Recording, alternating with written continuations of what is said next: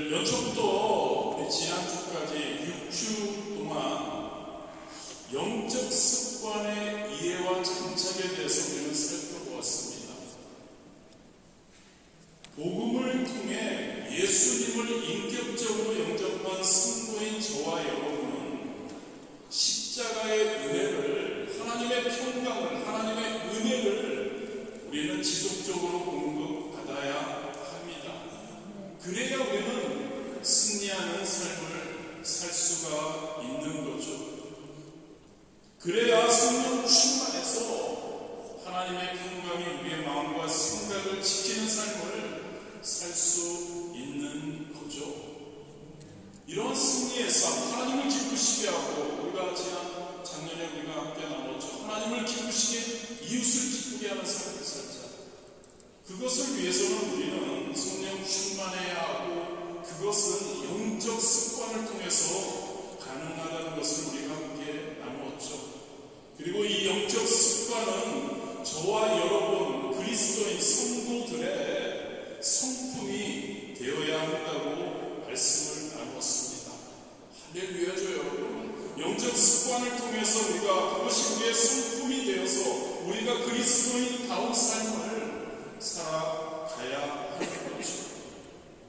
6주 동안 그래서 우리 복음을 부끄러워하지 말자. 그리고 주님께서 우리를 구원하시며 하신 일을 감사하고 그것을 우리가 이웃에게 전하자. 매일매일의 삶이 간증처럼 살아가자라고 말씀을 나누었죠. 그리고 이것을 아침에는 고백, 저녁에는 감사로 다시 그러한 삶을 살며 우리 주님께 또한 올려드려야 한다고 말씀을 나눴습니다. 아침에는 어떤 고백이라고요, 여러분? 마태복음 16장 16절 말씀이죠. 뭐죠, 여러분? 역시 우리 권사님들 최고입니다. 사도 베드로의 고백입니다.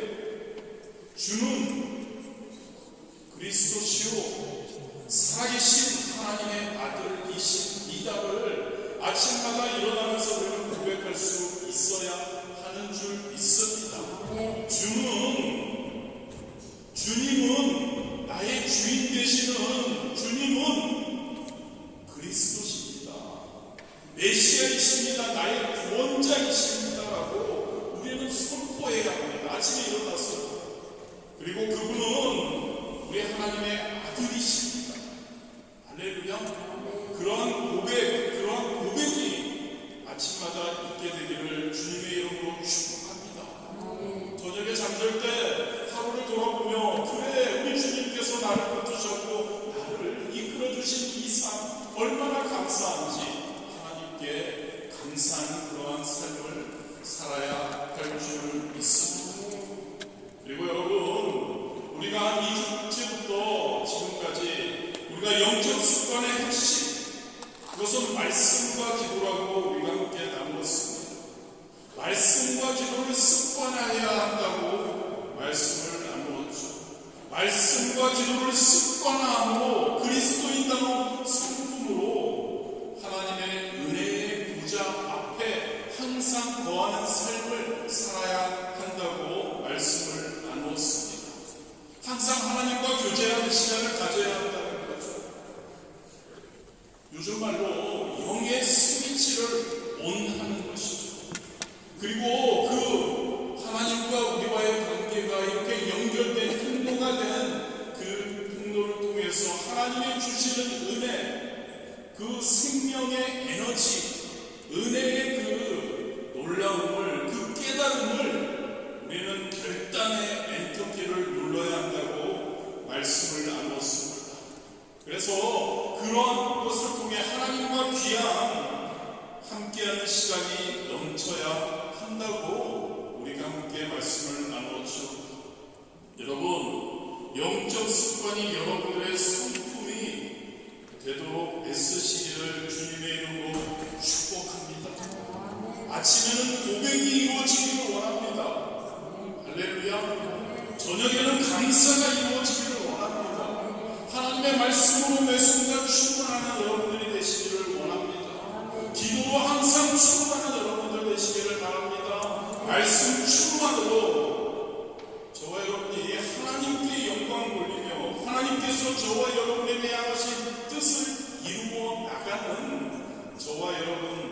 되시기를 주님의 이름으로 다시 한번 축복하고 축복합니다.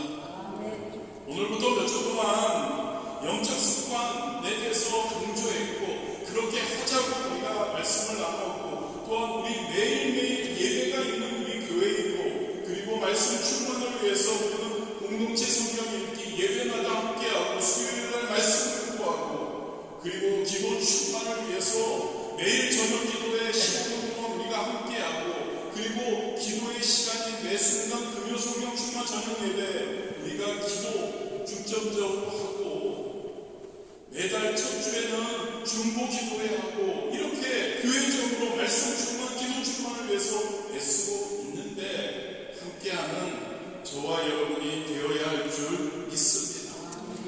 영적 습관은 이렇게 하고요. 자, 몇 주 동안 우리 이제 기독교 신앙의 핵심을 한번 살펴보기를 원합니다. 핵심은 무엇일까요, 여러분? 기독교 신앙, 저와 여러분이 믿는 하나님, 그 하나님에 대한 그 신앙은 어떠한 핵심을 가지고 있을까? 핵심은 당연히 복음입니다. 복음. 여러분, 복음이 무엇인가요? 오늘날 복음이라는 그 단어는 모호한 표현으로 사용되고 있습니다. 초대교회에서는 예수 그리스도의 십자가, 그 순환 당하심, 그리고 부활에 대한 단순한 선포, 즉 캐리그마였죠. 그리고 종교개혁을 지나면서 복음이란 신의적 구원론을 의미하게 되었습니다. 그런데 오늘날에는 복음 자체보다 복음적이라는 수식어가 더 유명하게 되었죠. 대단히 복음이라는 것이, 복음적이라는 것이 주관적인 표현이 되어서 그 단어 자체를 굉장히 정의하기가 쉽지 않게 혼재되어 있습니다.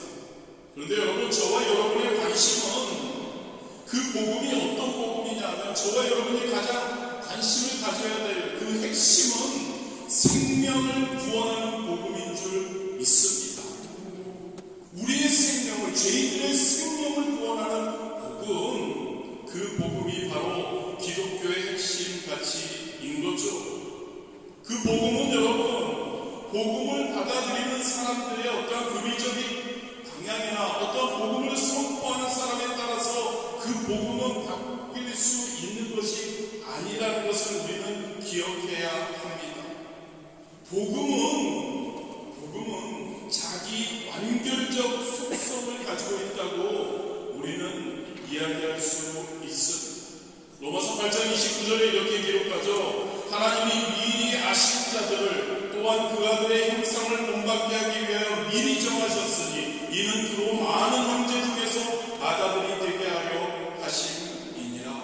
즉 여러분, 구원은 처음 저와 여러분이 구원받아서 의인이 되었고 그리고 나중, 즉 우리가 점점 성화되어 가는 그 과정에 이르는데 그 복음 안에 이미 그렇게 될 것이 완전하게 된다는 것이 내포되어 있다는 이야기이죠. 복음은 저와 여러분을 구원했습니다. 의인으로 만들어 주셨습니다. 그리고 복음은 그 복음으로 인해 우리는 성화되어 가게 된다는 것. 할렐루야. 저와 여러분이 그 믿음을 가질 수 있게 되기를 진심으로 원합니다.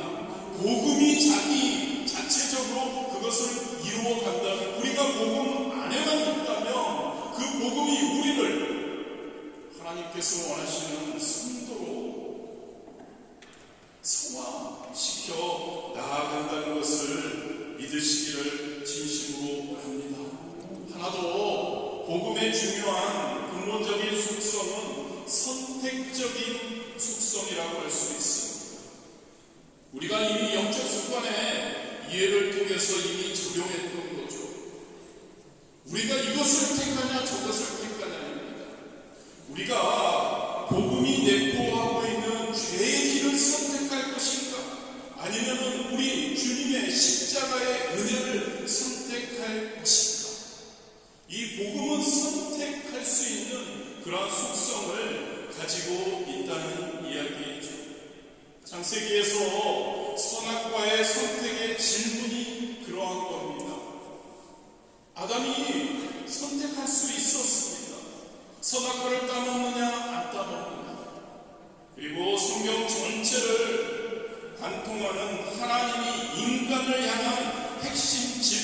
바로 선택적인 속성의 그 복음인 거죠.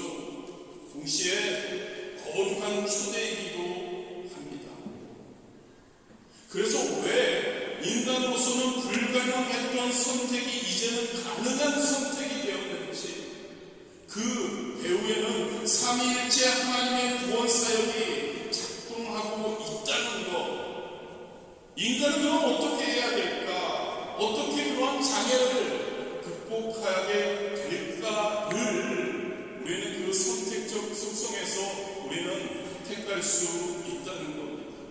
바로 저와 여러분이 만난 예수님, 저와 여러분이 체험한 그 구원, 그 복음의 원리 안에서 우리는 우리의 가야 할 방향을 찾게 될 줄 믿습니다. 이것을 우리는 앞으로 함께 여쭐 겁니다.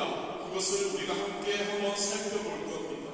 오늘은 본문으로 돌아와서 하나님에 대해서 우리가 살펴보기를 원합니다. 일반적으로 여러분, 하나님에 대한 질문은 대부분 인간의 중심적인 그러한 질문을 합니다. 하나님이 창조한 인간이 왜 이렇게 악하지? 하나님이 만든 세상, 창조하신 이 세상 왜 이렇게 불의가 가득하지? 아니, 하나님이 있다면 왜 안타까운 죽음과 선한 희생이 발생하지라는 그런 질문들을 우리는 많이 합니다. 이런 질문들을 우리는 종교 철학적 질문이라고 하죠. 이것은 인간의 삶에 대한 의무와 통찰을 나타내 줄 수는 있습니다만 하나님 자신에 대해서는 말해줄 수 없는 겁니다. 왜 그럴까요, 여러분? 우리는 우리가 만나고 우리가 경험한 하나님에 대해서만 우리는 알 수 있기 때문입니다. 또한 하나님께서 우리 인생을 향해 스스로 하나님께서 계시해 주신 그 모습만을 우리는 알 수 있기 때문이죠. 그래서 여러분, 성경이, 하나님의 말씀이 기록된 성경이 우리에게 나타내 보이시는 하나님은 어떤 분이신가? 그리고 우리가, 저와 여러분이 경험하고 우리 안에 찾아오신 하나님은 어떤 분이신가에 대해서 우리는 살펴보아야 하나님이 누구신지 우리는 온전히 알 수 있게 되는 줄 믿습니다. 오늘 말씀을 통해서 인간에게 하나님은 왜 인간에게 이런 증오와 저주가 있는지, 그것에 대해서 왜 하나님은 그렇게 하셨는지 우리가 원망하는 것이 아니라 하나님 안에서 우리가 어떻게 살아가며 살아갈 수 있는지를 우리는 찾아야 합니다. 하나님께서 우리에게 주신 좋은 소식, 하나님의 구원의 능력이 어떻게 거룩한 인격체이신 하나님에게서 우리에게 주어졌는지를 우리는 찾아야 하는 줄 믿습니다. 먼저 우리는 그 하나님에 대해서 어떻게 알 수 있을까요? 로마서 1장 19절에서 20절입니다. 이는 하나님을 알만한 것이 그들 속에 보이니라. 하나님께서 이를 그들에게 보이셨느니라. 창세로부터 그의 보이지 아니하는 것들 곧 그의 영원하신 능력과 심성이 그가 만드신 만물에 분명히 보여 알려졌나니 그러므로 그들이 핑계하지 못할지니라. 저와 여러분이 믿는 하나님, 그 하나님은 저와 여러분에게 이렇게 드러내십니다. 하나님이 창조하신 모든 만물 안에 하나님이 어떤 분이신지를 드러내십니다. 또한 하나님께서는 우리 인간 안에 하나님 자신을 드러내십니다. 로마서 1장 19절에서 20절 말씀에 그렇게 이야기하죠. 저와 여러분 안에 하나님을 알만한 것이 있다고, 또 그가 만드신 만물을 통해 하나님을 느끼고 알 수 있다고 기록하고 있는 거죠. 저와 여러분, 세상 만물 안에 그리고 인간 안에 자신을 드러내신 하나님을 우리는 알게 깨닫게 됩니다. 두 번째로 요한복음 1장 14절에 보면 하나님께서는 말씀이 육신이 되어 우리 가운데 거하시며 우리가 그의 영광을 보니 아버지의 독생자의 영광이요 은혜와 진리가 충만하더라. 무엇보다도 하나님께서는 예수 그리스도 안에 자신을 담아서 드러내셨던 거죠. 인간은 하나님의 모습을 하나님의 형상대로 지음받았습니다. 그러나 타락한 인간은 부패한 본성에 가려서 하나님의 성품을 나타내지 못하고 그 자체 기억하지 못하게 되었죠. 그래서 하나님께서는 우리의 연약함을 똑같이 가지셨지만 부패하지 않은, 죄짓지 않는 내면을 가진 인간이신 예수 그리스도를 이 땅에 저와 여러분에게 보내주신 거죠. 그분 안에서 비로소 우리는 하나님의 온전한 모습을 볼 수 있고 알 수 있다는 겁니다. 하나님을 알기를 원하십니까? 예수님이 누구신지를 찾아보시기 바랍니다. 하나님의 말씀 가운데서 선포되어지는 말씀 가운데 예수님의 선포하신 말씀, 예수님이 누구신지를 우리가 고민하고 그 예수님을 발견하기를 원하면 우리는 하나님을 우리가 그곳에서 알게 될 줄 믿습니다.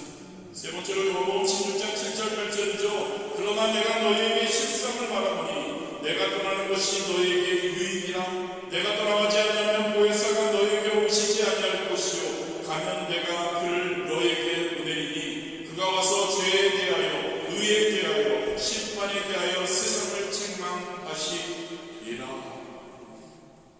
하나님을 알고 원하십니까? 하나님을 알 수 있는 근거는 성령님을 통해서 우리는 알게 된다는 것을 믿으시기를 바랍니다.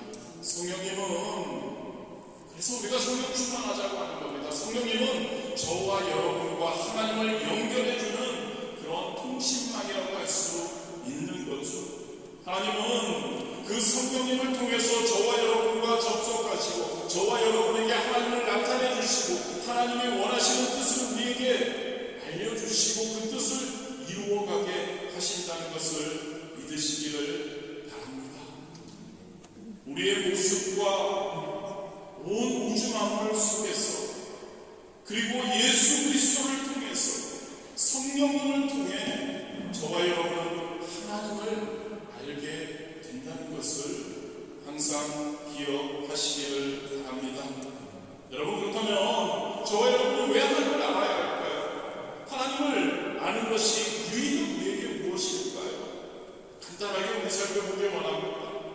저와 여러분이 하나님을 알게 되면 우리는 인간으로서 최고의 지식과 경험과 능력을 갖추게 되는 거죠. 하나님에 대한 체험은 우리 내면의 가장 중심부에 담기게 됩니다. 그리고 그것을 통해서 우리는 놀라운 경험을 하게 되죠. 예를 들어서 우리가 신앙 체험을 한다는 건 우리가 가질 수 있는 어떤 경험 중에서도 가장 깊은 체험을 하게 된다는 의미이죠. 인간은 영혼으로 그리고 우리가 하나님과의 그 관계에서의 체험은 어떤 체험이죠? 육신적인 체험보다 영적인 체험, 우리의 가장 깊은 곳에서의 그 하나님과의 만남 체험인 줄 우리가 기억하기를 원합니다. 지식 중에서도 가장 근본적인 지식을 우리는 경험하게 되는 겁니다. 그래서 우리 하나님을 안다는 것, 저와 여러분 인간이 경험할 수 있는 최고의 지식과 정과 의를 우리는 경험하는 유익이 있다는 것 우리가 기억하기 원합니다. 두 번째로 우리는 하나님을 알고 하나님과 함께하게 되면 우리는 하나님의 자녀로서 참 인간됨의 행복을 경험할 수 있습니다.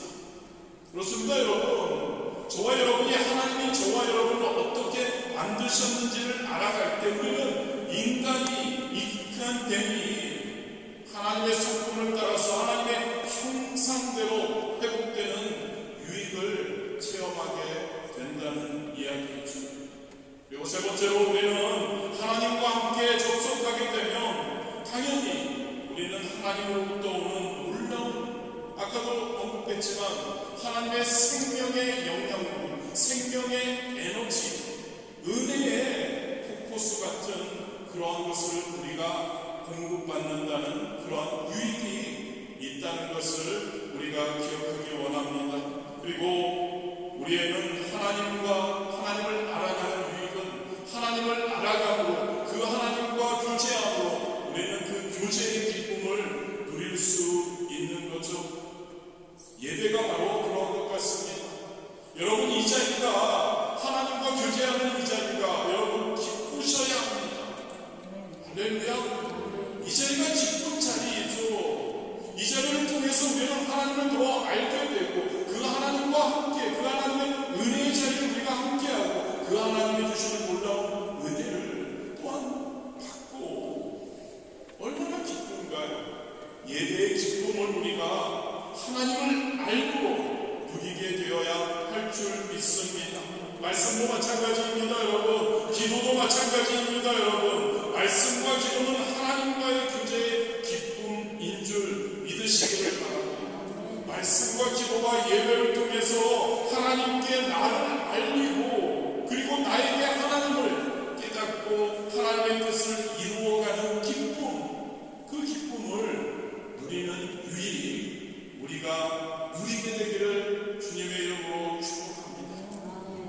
마지막으로 그렇다면 성경에서 하나님을 체험한 인물 두 가지를 한번, 두 명을 우리가 한번 살펴보며 저와 여러분이 과연 어떤 하나님을 우리가 알고 있는지 한번 살펴보았으면 좋겠습니다. 첫 번째로 다윗의 하나님을 우리가 살펴보기를 원합니다. 역대상 20장 10절에서 17절에 보면 다윗은 예루살렘 성을 세웁니다. 궁전도 세웁니다. 그리고 나서 마지막으로 하나님 앞에 성전을 드리려고 모든 것을 준비해 놓습니다. 그리고 나서 다윗은 하나님께 신앙 고백을 합니다. 역대상 20장 11절입니다. 야훼여, 위대하심과 권능과 영광과 승리와 위엄이 다 주께 속하였사오니 천지에 있는 것이 다 주의 것이로소이다. 야훼여, 주권도 주께 속하였사오니 주는 무엇보사 만물의 머리이시니이다.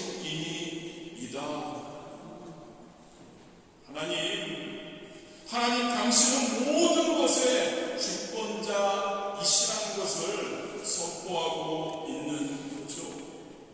이때 다윗은 왕으로서 모든 것을 다 가졌을 때입니다. 그런데도 다윗은 하나님께서 자신의 모든 것을 소유하시는 분이시라고, 자신의 모든 삶을 경영하시는 분이시라고, 자신의 모든 권한을 가지신 분이라고 고백하고 있는 거죠. 어떻게, 왜 다윗은 그렇게 했을까요? 그가 지식적으로 하나님을 알아서가 아닙니다. 그가 경험한 하나님이 바로 그런 분이셨기 때문이죠. 골리앗과 맞닥뜨렸었죠. 인생의 모든 배신과 이별과 모략과 핍박의 골짜기들을 지났죠. 그 순간순간 만나시고 함께 해주신 하나님이 그런 분이셨다는 것을 다윗은 고백하고 있는 거죠. 왕이 되어서 편안한 생활을 하게 되었습니다. 모든 것을 다 가질 수 있는 그러한 시간이 되었죠. 그럼에도 불구하고 다윗은 하나님을 주권자로 모시면서 고백하고 있는 거죠. 하나님이 누구시라고요? 다윗에게는 만유의 주시고 만물의 통치자이심을 다윗은 이야기하고 있습니다. 다윗은 하나님께서 모든 것의 주권자 되신다고 선포하고 있는 겁니다. 다윗의 하나님, 여러분의 하나님은 어떠신가요? 두 번째로 욥의 하나님에 대해서 잠시 나누겠습니다. 욥기 1장 20절에서 22절에 보면 하나님을 잘 섬기고 부자였던 욥의 시련 자식 10명이 다 죽습니다. 재산을 다 잃어버립니다. 건강까지 안 좋아집니다. 아내가 떠납니다. 그때 욥은 겉옷을 찢고 머리털을 밀고 땅에 엎드려 하나님께 이런 고백을 합니다. 욥기 1장 21절입니다. 이르되 내가 옥태에서 알몸으로 나왔사온즉 또한 알몸이 그리로 돌아가올지라 주신 이도 야훼시오 거두신 이도 야훼시오니 야훼의 이름이 찬송을 받을 실지이이다. 이런 고백을 하면서 욥은 모든 일에 범죄하지 않고 하나님을 원망하지 않았습니다. 하나님의 주권을 인정하고 있는 욥을 우리는 봅니다. 다만 자신은 이 상황을, 이 고난을 이해할 수 없으니까 하나님 이해시켜달라고 구하죠. 지금 당장 이 상황이 너무너무 힘들고 괴롭지만 그런데도 주신 이도 하나님, 거두신 이도 하나님이라는 고백을 합니다. 욥의 하나님, 욥의 하나님 체험인 겁니다. 그런데 여러분, 제가 만약에 다음 주에 이 자리에서 갑자기 여러분 중요한 이야기 하나 드릴 내용이 있습니다. 저 오늘부터 하나님을 안 믿기로 했습니다라고 한다고 한번 생각해 보십시오. 여러분들이 어떻게 반응하실까? 아, 그래요, 목사님? 지난주까지 사역 잘하셨고 한 주간 약간 번들이 있었던 거네요. 그런데 목사님 그런 말들은 저는 변함없이 목사님이나 누구 보지 않고 하나님만 보고 가겠습니다. 이런 훌륭한 결정들 내리시리라 저는 믿습니다. 그렇게 원하십니까? 그런데 여러분 아시죠? 제가 만약 그럴 일이 있겠습니까? 절대로 그럴 수 없습니다. 여러분들 위해서가 아니고 여러분들도 조금 위해서지만 저를 위해서요. 제가 만약 그런 고백을 여러분들에게 한다면 그건 저에게 저의 존재를 부정하는 것이기 때문입니다. 목사로서의 여러분들에게 저의 존재를 부정하는 겁니다. 저도 한 명의 성도로서 여러분들에게 하나님을 믿지 않겠다고 한다는 것, 저의 존재를 부정하게 되는 것입니다. 하나님의 자녀로서 저는 저의 존재를 부정하는 것이기 때문이죠. 욥도 마찬가지 아닐까요, 여러분? 욥의 상황이 지금 어떻습니까? 나 하나님 안 믿을 거예요. 그렇게 할 만한 상황이었습니다. 그런데 그는 그럴 수가 없었던 거죠. 상황이 너무 안 좋고 이 상황이 이해가 되지 않지만 내가 하나님을 부인하는 것은 나의 존재 자체를 부정해 버리는 것이기 때문에 욥은 모든 것을 잃어버리고 괴로움에 머리털을 밀고 옷을 찢고 엎드려서도 이 고백을 하고 있는 거죠. 주신 이도 야훼시오, 거두신 이도 야훼시오니 야훼의 이름이 찬송을 받을지니이다. 할렐루야.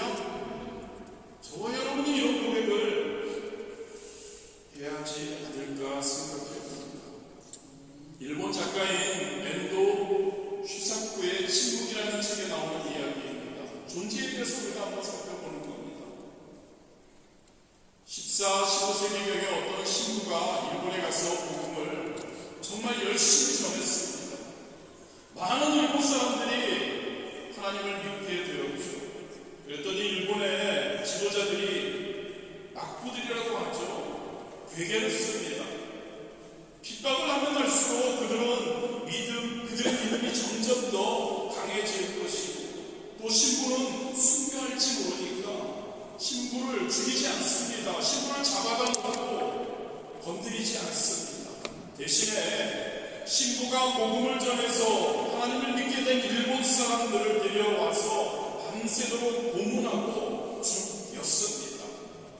그리고 이 신부에게 그 사람들 고문당하는 그 비명소리, 신음소리, 죽어가는 소리를 계속 듣게 했습니다.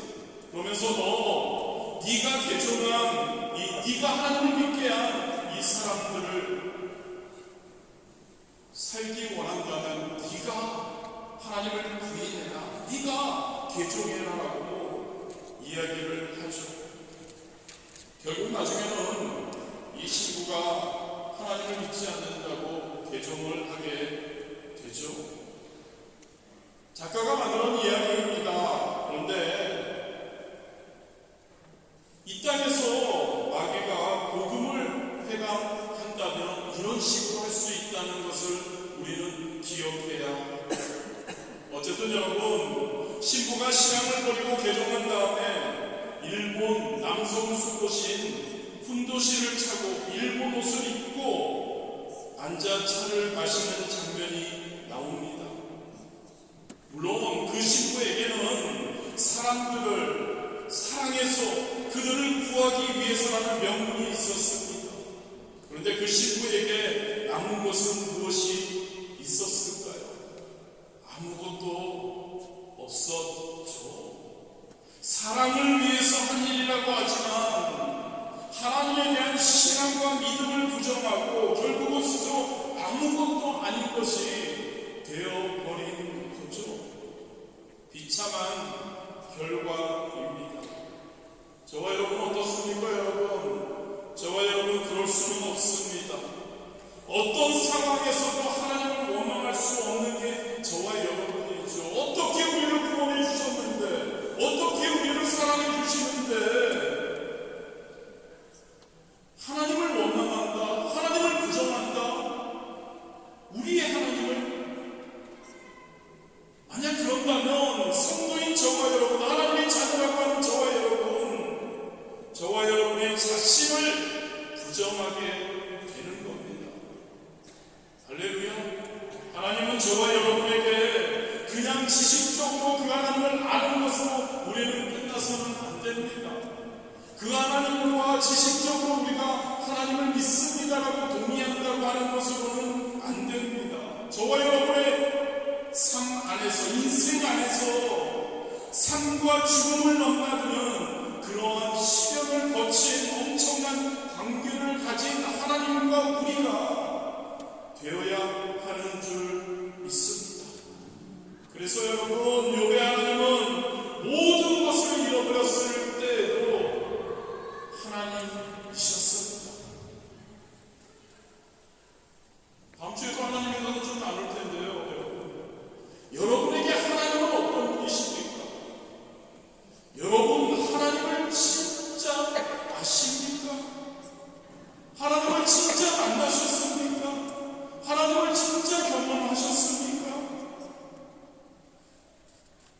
하나님께서 저와 여러분에게 어떻게 드러내시는지를 우리가 살펴보았습니다. 그 유익에 대해서 간단히 살펴보았습니다. 우리의 시선이 하나님이 드러내시는 곳에 우리가 집중되기 원합니다. 하나님의 유익을 우리에게 주시는 것에 우리는 감사하며 나아가기를 원합니다. 다윗, 욥의 하나님이 저와 여러분의 하나님이 되시기를 진심으로 축복합니다. 여러분의 인생 가운데